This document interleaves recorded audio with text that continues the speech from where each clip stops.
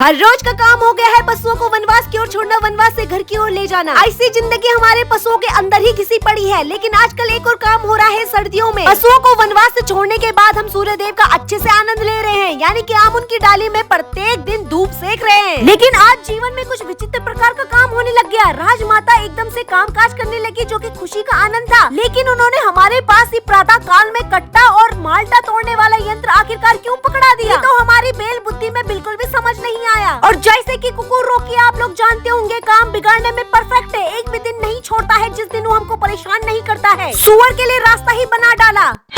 तेरी बहन की लग गई। अब जब सुअर दादा का रास्ता बना ही दिया है तो हम भी घुस पड़ते हैं और पास वाले माल्टों को अपने हाथों से तोड़ने लग जाते हैं। तुम्हारी कसम ससुरा, ई गोले में ऐसी जिंदगी झंडो रखी कि क्या बताएं। जैसे ही हम माल्टे का गोला तोड़ रहे हैं, वैसे ही रॉकी भाई साहब अपने 14-15 दांतों के बीच में वो माल्टे के गोले को दबा डाल रहा है। उठा ले रे देवा, उठा ले रे बाबा। राजमाता ने जैसे ही अपने नेत्र गोलों को घुमाया, कुकुर रोकी को 4-5 गालियां भी दी। अमीने कुकुर रोकी, ई का कर डाला तुमने, सुअर दादा के लिए रास्ता ही बना डाला। लेकिन वो सब छोड़ो, हमें बिल्कुल भी समझ नहीं आ रहा है कि आखिर ये माल्टे किस लिए तोड़े जा रहे हैं। ना तो कोई कस्टमर आया है।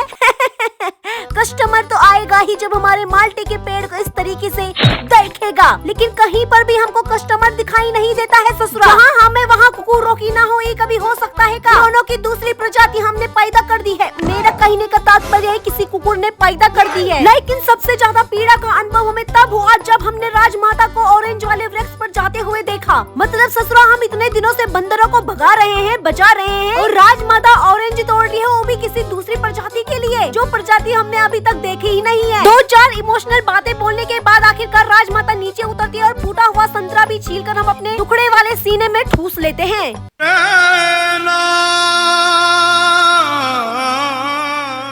अच्छा ससुरा का नाती, अब खोपड़े में बात आया। ये तो हेड मास्टनी जी के पति परमेश्वर दिखाई दिए। जीजा श्री को राम राम करने के बाद कट्टा उनके ऊपर सौंपा जाता है। जैसे ही हम वाहन के समीप आते हैं तो हेड मास्टनी जी बेहोश हुई पड़ी रहती हैं। बेहोशी के हालत में हम उनको जय जय राम भी नहीं कर सकते, क्योंकि उनको खुद ही होश नहीं है कि हम कौन सी दुनिया में आ गए हैं। माल्टे के 2 कट्टे पकड़ाने के बाद हम इनको tata bye bye see you कर लेते हैं। उसके बाद यहाँ पर वो भी हमको थोड़ा बहुत कट्टे दे लेते हैं। हाँ, कट्टे नहीं, थैले, जिनको हम घर जाकर देखते हैं कि काला काला जामुन यानी गुलाब जामुन निकला होता है, जिसको हम ठूस लेते हैं। तुमको वीडियो पसंद आई हो तो लाइक कर देना और सब्सक्राइब का बटन भी दबा देना।